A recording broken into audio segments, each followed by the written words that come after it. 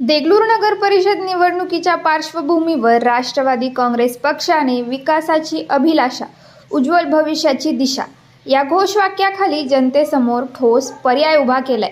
माजी नगराध्यक्ष लक्ष्मीकांत पदंबार, माजी उपनगराध्यक्ष बालाजी टेकाळे यांच्या नेतृत्वाखाली प्रभाग क्रमांक 7 मध्ये पक्षाच्या प्रचाराची जोरदार सुरुवात झाली. नगराध्यक्ष पदाच्या उमेदवार सौ विजयमाला बालाजी टेकाळेंसह या प्रभागातील अ मधून राष्ट्रवादी काँग्रेस पक्षाच्या सौ मीनाक्षी व्यंकटराव कांबळे व ब मधून ॲडव्होकेट अंकुश सुरेशराव देसाई देगावकर हे घड्याळ या अधिकृत चिन्हावर निवडणुकीच्या रिंगणात उतरल्या असून हे उमेदवार म्हणून जनतेचा कौल मागत आहेत.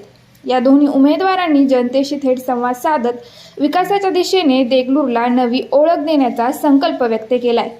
नागरिक, महिला आणि तरुण मतदारांकडून मिळणारा प्रतिसाद उत्साहवर्धक असून राष्ट्रवादी काँग्रेसच्या प्रचारात चांगलीच रंगत आली आहे. जनतेच्या विश्वासावर आधारित नेतृत्व, प्रामाणिक कामकाज आणि विकासाभिमुख दृष्टिकोन या बळावर या उमेदवारांचा विजय निश्चित असल्याचा विश्वास पक्ष कार्यकर्त्यांनी व्यक्त केलाय.